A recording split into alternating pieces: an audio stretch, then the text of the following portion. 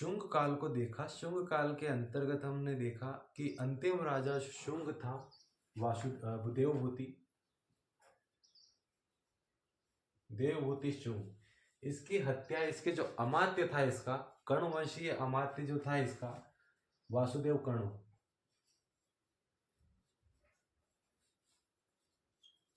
वासुदेव कण्व ने इसकी हत्या कर दी 72 ईसा पूर्व में। 72 ईसा पूर्व में वासुदेव कण्व ने देवभूति की हत्या करके कर्ण वंश की स्थापना की। कर्ण वंश की ज्यादा जानकारियां प्राप्त होती नहीं है।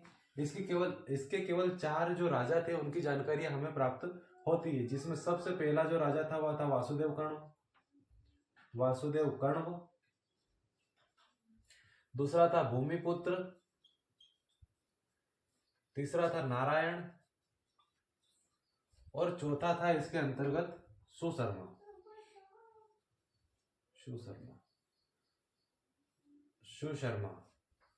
ऐसे 4 राजाओं की जानकारियां प्राप्त होती है। वासुदेव ने 9 वर्ष शासन किया, भूमिपुत्र ने 14 वर्ष शासन किया, नारायण ने 12 वर्ष शासन किया और सुशर्मा ने 10 वर्ष शासन किया। इस तरह से इन्होंने 27 ईसा पूर्व में आंध्र सातवाहन वंशी शासक सिंधुक या सिमुक ने सुशर्मा की हत्या करके आंध्र सातवाहन वंश की स्थापना की। कब की? 72 ईसा पूर्व में। आंध्र सातवाहन वंश के अंतर्गत कई राजा हुए हैं, जैसे सातकर्णी हुआ है, गोमतीपुत्र सातकर्णी हुआ है, यज्ञश्री पुलवामी हुआ है, और आदि कई आगे राजा हुए जिन्हें हम देखते। सातवाहन या आंध्र सातवाहन वंश, सातवाहन, ये लोग सिमटते सिमटते दक्षिण में आ गए थे। जैसे ये भारत है,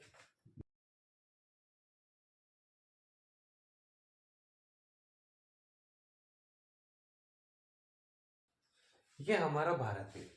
अब आंध्र सातवाहन जो थे ये सिमटते सिमटते दक्षिण भारत में आ टपके थे। यहाँ पर ये दक्षिण भारत है, यहाँ दक्षिण भारत में आ गए थे। इनकी जो राजधानी थी वह थी पैठन। महाराष्ट्र की जो राजधानी, महाराष्ट्र और आंध्र प्रदेश में जो पैठन था, पैठन जिसे उस समय पर प्रतिष्ठान कहा जाता था, प्रतिष्ठान इनकी राजधानी थी। अभी जो उत्तर भारत का क्षेत्र था, यहाँ पर क्या हुआ कि जो चीन से ये चीन क्षेत्र मान लेते हैं और ये यहाँ पर यूनानी मान लेते हैं। तो यहाँ पर जो यूनानी थे, ये यूनानी यहाँ पर बस चुके थे उत्तरी क्षेत्र में लगभग यहाँ तक। और जो चीन की यूची कबीले से और चीन के दूसरे जो क्षेत्र से लोग आए थे, वे बसते इधर आ गए थे। तो इस तरह से यहाँ पर हिंद यूनानी, शक, पहलव और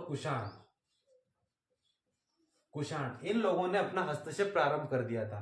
तो इस तरह से इनमें छोटी मोटी झड़पें होती रही और ये क्षेत्र इनमें कुछ क्षेत्र में बसते रहे, कुछ क्षेत्र में इनकी लड़ाइयां होती रही। इस तरह से चलता रहा। किंतु दक्षिण भारत का जो क्षेत्र था, यहाँ पर महाराष्ट्र का जो क्षेत्र था, महाराष्ट्र में मुख्यतः जो प्रतिष्ठान, या ये कहें कि जो आंध्र सातवाहन थे यह महाराष्ट्र के ही थे। महाराष्ट्र में जैसे ही जो शुंग था, हमने देखा था कि शुंग का जो विदिशा में शासक था अग्निमित्र, उसने विदर्भ पर आक्रमण किया था। तो जैसे ही शुंगों ने दक्षिण भारत पर विदर्भ पर आक्रमण किया, तो ये महाराष्ट्र छोड़कर आंध्र प्रदेश में चले गए थे। तो इस तरह से इनके वंश की कुछ जानकारी हमें मिलती है। ये आंध्र प्रदेश में चले गए, इस तरह से ये महाराष्ट्र को छोड़ के आंध्र प्रदेश में जाकर इस क्षेत्र में जाकर बस गए थे, और यह आंध्र सातवाहन कहलाए। पुराणों में इन्हें आंध्र सातवाहन या शतकर्णी कहा गया है। तो इस तरह से इसमें कई राजा हुए हैं। आंध्र सातवाहन वंश में भी कई राजा हुए हैं। पहला राजा जो इसका हुआ सिमुक या सिंधुक, वह भी प्रतिभाशाली था। आंध्र सातवाहन का जो इतिहास है वह पूर्णतः स्पष्ट नहीं है। कुछ पुराणों से जानकारियां प्राप्त होती है और कुछ जो राजा थे उनके सिक्कों से जानकारियां प्राप्त होती है। तो इनका जो साम्राज्य था या इनका जो राज्य था, इसकी जानकारी उनके सिक्कों से प्राप्त होती है। वहीं इनकी जो विजय और इनके जो शासक थे उनकी जानकारी हमें पुराणों से प्राप्त होती है। सिमुक के बाद में यहाँ पर सातकर्णी शासक बना। सातकर्णी सातकर्णी शासक बना। सातकर्णी शासक बना, यह बड़ा ही प्रतिभावान शासक था। इसने जो महाराष्ट्र के जो नंगी वंश की जो रानी थी नागनिका नागनिका नागनिका से विवाह किया। नागनिका से विवाह किया जिससे इनको दो पुत्र प्राप्त हुए। सातकर्णी प्रथम ने अपने जीवन काल में 2 अश्वमेध यज्ञ करवाए थे और अल्प आयु में ही इनकी मृत्यु हो गई थी। जब इनकी मृत्यु हुई तो इनकी जो रानी थी नागनिका, इन्होंने अपने जो 2 पुत्र थे देवशक्ति शक्तिश्री, इनकी संरक्षा बनी और संरक्षा बनकर इनके आधार पर इन्होंने शासन प्रारंभ किया। अब ये जो सातकर्णी था, इनके बीच में जो सिमुक था, सिमुक का पुत्र हुआ कान या कृष्ण। कृष्ण ने अपने शासन व्यवस्था को या अपने राज्य को नागपुर तक या अपने साम्राज्य का विस्तार कर लिया था। नगनिका ने अपने पुत्रों के नाम पर संरक्षिका बनकर शासन किया। अब इसके बाद की जो जानकारियां हैं, जैसे कि जो शतकर्णी है, शतकर्णी से लेकर गौतमी पुत्र पुलवामी गौतमी पुत्र तक की जो जानकारियां हैं वह कहीं न कहीं इतिहास के संदर्भ से जानकारी प्राप्त नहीं होती है। इसके बीच के जो शासक हैं उनकी जानकारी इतिहास के गर्भ में डूबी हुई है। गौतमी पुत्र शतकर्णी को देखा जाए तो ये एक बड़ा ही प्रतिभावान शासक था। इसने अपनी सत्ता कहीं अधिक फैलाई थी। इसका संघर्ष जो था वो शकों से हुआ। शकों से भी इसका संघर्ष हुआ था। इसने अपने क्षेत्र को, अपने साम्राज्य को उज्जैन, गुजरात, महेश्वर, काठियावाड़,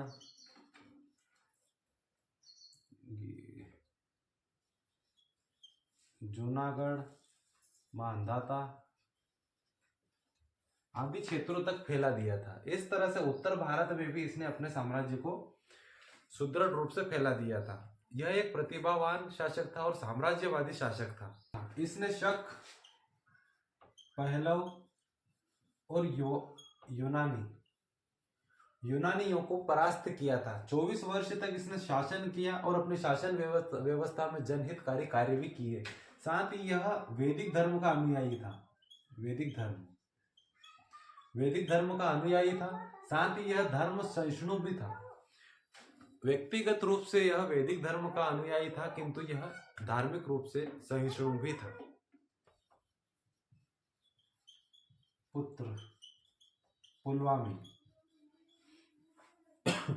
वशिष्ठ पुत्र पुलवामी शासक बना। यह भी एक प्रतिभावान शासक हुआ।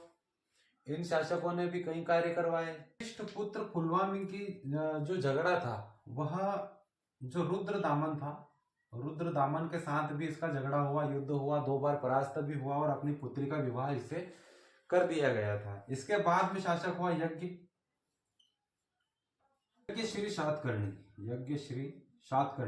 यज्ञश्री सातकर्णी शासक हुआ। ऐसी जानकारियां प्राप्त होती है अभिलेखों से और मुद्राओं से कि इसके समय पर नौसेना या ये कहें कि व्यापार जो था, जल व्यापार जो था या समुद्र व्यापार, जो समुद्र के मार्ग से व्यापार था, वह अपने चरम अवस्था पर था। यज्ञश्री पुलवामी या शतकर्णी जो था, इनके बाद में आभीरों ने इन पर आक्रमण किया और आक्रमण में सातवाहन सत्ता समाप्त हो गई। सातवाहनों की जानकारियां मुख्यतः इतनी ही प्राप्त होती है, इनकी कोई ज्यादा जानकारियां प्राप्त होती नहीं है। यदि हम देखें तो इसके बाद में हम देखेंगे यूनानियों को। ये यूनानी यहाँ पर थे। जैसे आंध्र सातवाहन दक्षिण में थे, उसी तरह से उत्तर पश्चिम में यूनानी थे। और वही बात करें हम उत्तर पूर्व की, तो यहाँ पर जो कुषाण थे, कुषाण या कुई-सान, इन्हें चाइनीज जो थी, चीन की मंदारिन भाषा थी, उसमें कुई-सान कहा जाता है। कुई-सान, कुषाण, और यहाँ पर अपन कुषाण कहते हैं। आगे चलकर इन्हें देखा जाएगा। साथ ही जो शक थे, जो यहाँ इस क्षेत्र में जो शक की कई शाखाएं थी, उन्हें भी हम देखेंगे। शक की मुख्यतः 4 से 5 शाखाएं हुई, उन्हें भी हम देखेंगे। आंध्र सातवाहन के बाद में हम देखते हैं हिंद यूनानियों को, जो यहाँ पर थे। हिंद यूनानी, हिंद यूनानी, हिंद यूनानी।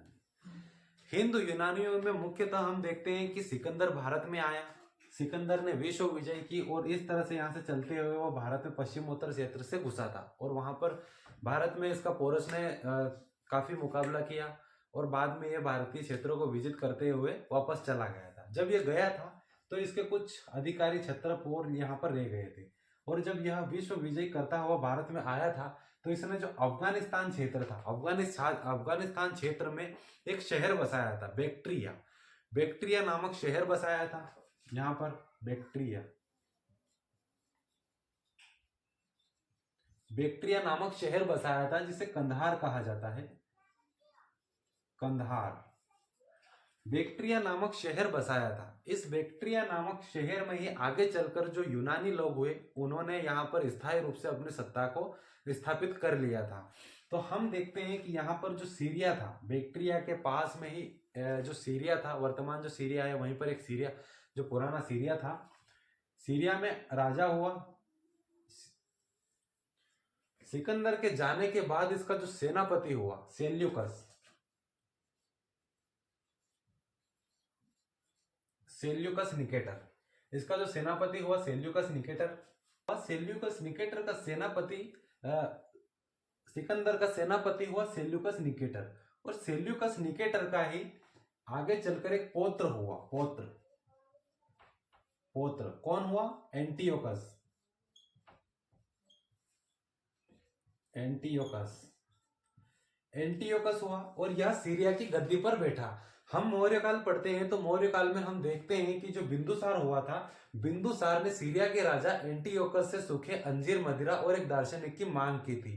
तो ये जो एंटिकस, जो सीरिया का राजा था, बिंदुसार ने मांग की थी, वो यूनानी राजा एंटियोकस ही था। इस एंटियोकस के प्रांत में, एंटियोकस सीरिया का राजा था और इसी के समय पर जो बैक्ट्रिया शहर था, बैक्ट्रिया, इस बैक्ट्रिया का जो क्षत्रप था या प्रांतपति था वह था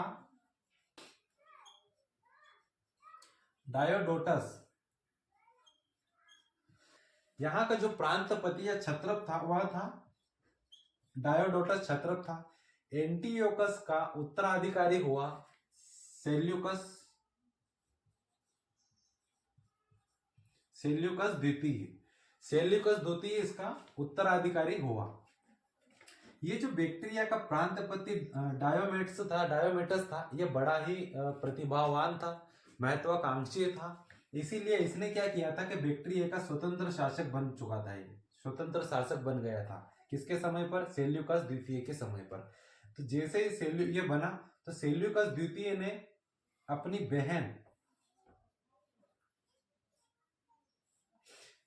बहन डायोडोटस से कर दिया, बहन का विवाह डायोडोटस से कर दिया और इसकी अधीनता स्वीकार कर ली, अर्थात कि बैक्ट्रिया की अधीनता किसने? सीरिया ने स्वीकार कर ली। अब ये जो डायोडोटस था, इसका एक पुत्र हुआ, कर दिया। ये जो डायोडोटस था यह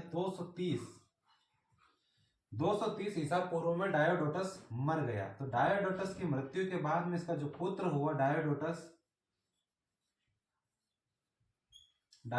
द्वितीय, इसका जो पुत्र हुआ डायोडोटस द्वितीय। इस डायोडोटस द्वितीय ने क्या किया कि जो पार्थियन लोग थे उनसे मैत्री संबंध स्थापित कर लिए। अब पार्थियन लोगों से मैत्री संबंध स्थापित करने के बाद में यहाँ की जो सीरिया की आम जनता थी वह इससे नाराज हो गई और इसका विरोध करने लगी। सीरिया की आम जनता का विरोध होने लगा। आम जनता के विरोध का जो नेता था वो था यूथिडेमस।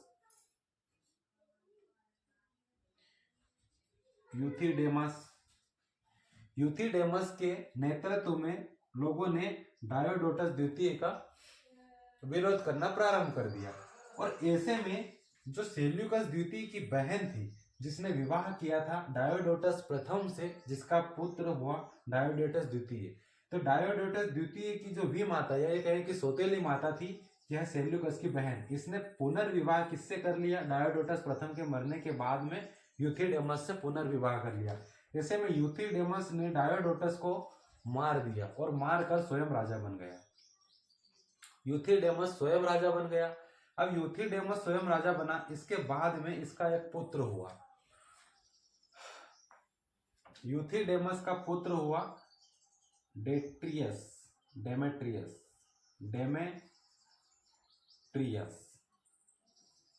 इसका पुत्र हुआ डेमेट्रियस। अब ये जो सीरिया था, सीरिया का राजा बना एंटियोकस तृतीय। सीरिया में वापस राजा बना एंटियोकस तृतीय। एंटियोकस तृतीय सीरिया का राजा बना। डेमेट्रियस एंटियोकस तृतीय सीरिया का राजा बना। ऐसे में एंटियोकस तृतीय ने यूथिडेमस को घेर लिया और इनके बीच में युद्ध हुआ। युद्ध के परिणाम स्वरूप इनमें संधि हुई और संधि के स्वरूप एंटियोकस तृतीय ने अपनी पुत्री का विवाह डेमेट्रियस से कर दिया। इस तरह से डेमेट्रियस, यूथिडेमस के बाद में डेमेट्रियस राजा बना। डेमेट्रियस राजा बना। ये बड़ा ही महत्वाकांक्षी शासक था। कौन? डेमेट्रियस। डेमेट्रियस के काल में ही शुंगों पर प्रथम आक्रमण हुआ। हमने देखा था कि पुष्यमित्र शुंग ने प्रथम जब अश्वमेध यज्ञ किया था तो वह पूरे भारत में घोड़ा घूमा और घोड़ा घूमने के बाद वो जैसे ही यहाँ पश्चिमोत्तर भारत में पहुंचा तो यहाँ पर यूनानियों ने पकड़ लिया था। वो यूनानी पकड़ने वाला डेमेट्रियस ही था। इसने पकड़ लिया और इसके बाद में इन्होंने शुंगों से युद्ध किया। हालांकि उस युद्ध में इनकी पराजय हुई किंतु ये माने नहीं और उसके बाद भी ये चढ़ाई करते रहे। तो इस तरह से इनका प्रथम युद्ध हुआ शुंगों से और शुंगों से पराजय हुई। पराजय के बाद में इन्होंने अपनी शक्ति इकट्ठी की, अपनी शक्ति को इकट्ठा किया और कूटनीतिक रूप से यह आगे बढ़ते गए और मजबूत होते गए। मजबूत होने के बाद में डेमेट्रियस जो था हार मिली और इसमें जो ये डेमेट्रियस था प्रथम, इसकी मृत्यु हो गई थी 165 ईसा पूर्व के लगभग इसकी मृत्यु हो गई। अब इसके बाद में इसका जो पुत्र था डेमेट्रियस द्वितीय यह शासक बना। और डेमेट्रियस द्वितीय और मेनांडर, इन दोनों का एक आपसी संबंध था क्योंकि मेनांडर का जो विवाह था डेमेट्रियस द्वितीय की पुत्री से किया गया था। तो इस तरह से इनमें एक संबंध था। डेमेट्रियस द्वितीय का जो सेनापति बना वह मेनांडर बना, सेनापति बना। और मेनांडर के सेनापतित्व में ही भारत पर विशाल आक्रमण हुआ और सेकेंड या कहें कि द्वितीय बार में द्वितीय चरण हुआ शुंगों के साथ में आक्रमण का। और यह पहुंचते पहुंचते यह मगध, ये कह सकते हैं कि पाटलिपुत्र जहां पर था पटना बिहार का, वहां तक यह आक्रमण करते हुए मेनांडर आ गया था। किंतु हुआ ये कि सीरिया में यहाँ पर उथल पुथल हुई और ग्रह कलह प्रारंभ हो गया। ऐसे में इन्हें वापस यहाँ से मेनांडर को यहाँ से लौटना पड़ा और लौटते समय कुछ यूनानी यहीं पर छूट गए थे। डेमेट्रियस की मृत्यु के बाद में मेनांडर जो था यह राजा बना। डेमेट्रियस द्वितीय की मृत्यु के बाद में मेनांडर राजा बना। अब मेनांडर पूर्ण रूप से राजा बन चुका था। मेनांडर राजा बना और यहाँ पर एक और राजा था एपोलोटोप्स। उन दोनों उसके मरने के बाद में हुआ ये कि यूनानियों में कोई ऐसा कोई राजा था नहीं या ऐसा कोई नेतृत्व करता था नहीं। इस तरह से पश्चिमोत्तर भारत का जो राजा था, ये इतने बड़े संपूर्ण क्षेत्र का जो राजा था वह बन गए मेनांडर राजा बना। मेनांडर राजा बनने के बाद में इसने बौद्ध धर्म अपनाया। जैसे कि ये यहाँ पर आया था तभी इसने बौद्ध धर्म अपना लिया था।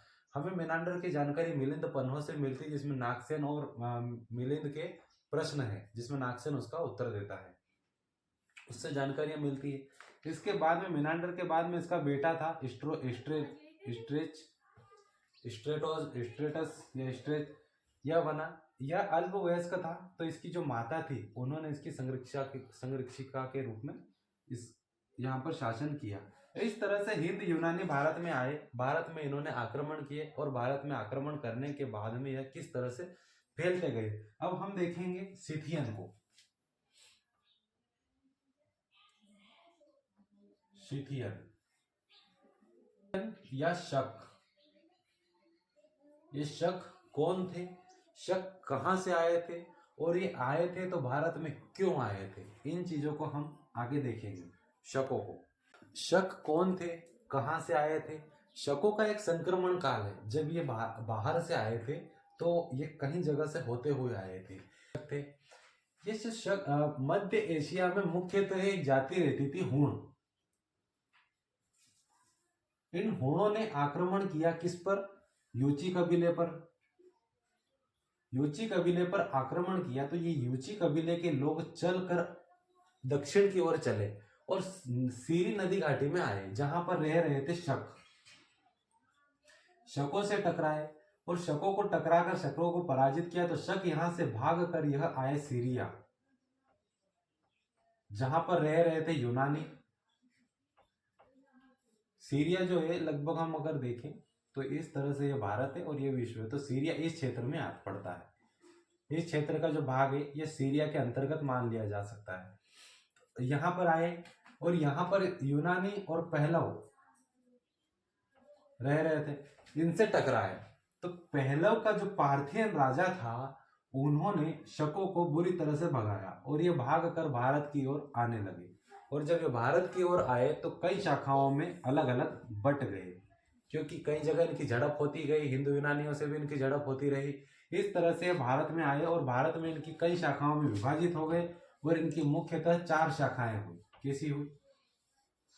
शकों की 4 शाखा हुई, जिसमें पहली हुई पश्चिमोत्तर भारत के शक। पश्चिमोत्तर भारत के शक। वहीं दूसरी शाखा हुई, वह हुई क्षत्रप पदधारी। क्षत्रप पदधारी शक हुए, वे हुए। तीसरी जो शाखा हुई वहां इनकी हुई शहरात वंश। शहरात वंशी क्षत्रप। और जो चौथी क्षत्रप शाखा हुई वह है कार्दमक वंश या मालवा के क्षत्रप। मालवा मुख्यतः उज्जैन, जो रुद्रदामन को हम पढ़ते हैं, तो ये जो क्षेत्र था ये इस प्रकार से इनकी 4 शाखाएं हुई। प्रत्येक शाखा को हम बारी बारी से देखने का प्रयास करते हैं। भारत के क्षत्रप या शक, इसमें हम देखते हैं कि मुख्यतः नाम आता है मावेज का। एक मावेज शासक हुआ यहाँ पर, उसका नाम आता है। इसने अपना शासन जो था तक्षशिला से लेकर पंजाब तक फैला रखा था। तक्षशिला से पंजाब तक अपने शासन को फैला रखा था। यह बड़ा महत्वाकांक्षी था। इसने जो यवन थे, यवनों से टकराया और यवनों से यहाँ का जो क्षेत्र था पश्चिमोत्तर भारत के कई हिस्सों को इसने छीन लिया था। ये आगे बढ़ता गया और इसका उत्तराधिकारी हुआ एजेज। एजेज ने भी काफी युद्ध किए। इसके साथ इसका उत्तराधिकारी हुआ एलिजेसेस। और एलिजेसेस ने एजेस के साथ में कार्य किया या लड़ाइयां लड़ी या युद्ध किया। और एलिजेसेस का उत्तराधिकारी हुआ एजेज द्वितीय। एजेज द्वितीय जो था यह लगभग कह सकते हैं कि कमजोर शासक था और इस पर गोंदो फर्नांडिस जो कुषाण थे उन्होंने इन पर आक्रमण कर दिया और इस शाखा को समाप्त कर दिया। इस तरह से शकों की एक शाखा समाप्त हो गई। दूसरी थी क्षत्रप पदधारी। असल में ये जो क्षत्रप थे, ये क्षत्रप अलग शाखा न होकर ये जो पश्चिमोत्तर के जो शक थे इनके ही अधीन क्षत्रप थे, किंतु यहाँ के राजा कमजोर होते गए तो यहाँ के जो क्षत्रप थे वो वे अपने आप को स्वतंत्र घोषित करते गए। तो ऐसे में यह क्षत्रपधारी राजा महाराजा धीराज कहलाने लगे। इस तरह से क्षत्रप पदधारी एक अलग शाखा हो गई। एजेज और मावेज के जो समय ये क्षत्रप थे, इन्होंने अपने आप को स्वतंत्र कर लिया। आगे चलकर इनमें भी कुछ विभाजन हुए हैं, जैसे कि पंजाब के क्षत्रप देखें तो मथुरा के क्षत्रप देखें, ऐसे अलग अलग क्षत्रप हुए हैं। और आगे चलकर हम तीसरी शाखा को देखते हैं, जो शहरात वंशीय महाराष्ट्र के क्षत्रप हुए, उन्हें देखते हैं। यह महत्वपूर्ण शासन था। यह शासक थे, इसमें कई शासक हुए, जो कि एक कह सकते हैं कि इन्होंने दक्षिण भारतीय सातवाहन जो थे, आंध्र सातवाहनों से भी इन्होंने लोहा लिया, उनके साथ लड़ाइयां की। उसी के साथ में इन्होंने अपने साम्राज्य का विस्तार किया। शाखा में यह महाराष्ट्र में फैली हुई थी और सातवाहनों से इसका संघर्ष भी हुआ था। इसके सिक्के मिले हैं, एक भूमक और एक नहपान राजा हुए। मुख्यतः ऐसी जानकारियां प्राप्त होती है कि सातवाहनों ने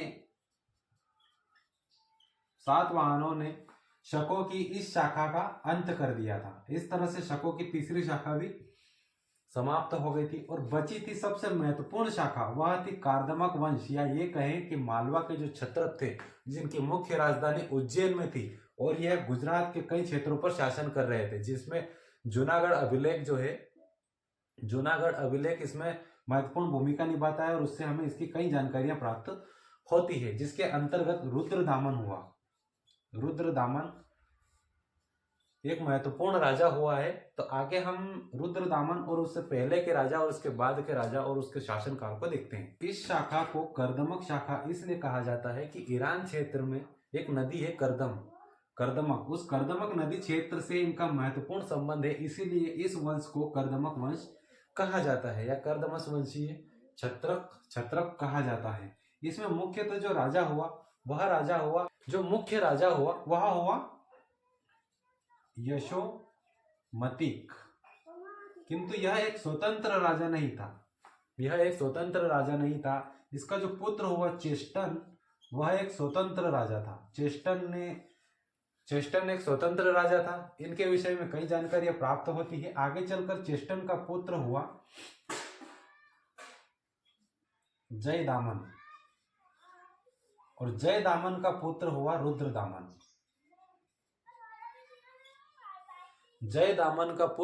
रुद्रदामन। इसने सातवाहनों को पराजित किया था और चेस्टन अपने पिता के काल में ही मर गया था। इसके बाद इसका पुत्र हुआ जयदामन और उसके बाद में इसका पुत्र हुआ रुद्रदामन एक महत्वपूर्ण और प्रतापी राजा हुआ है, जिसने अपना क्षेत्र, ये कहें हम कि इसने मुख्य जो राजधानी बनाई वह उज्जैन को बनाई।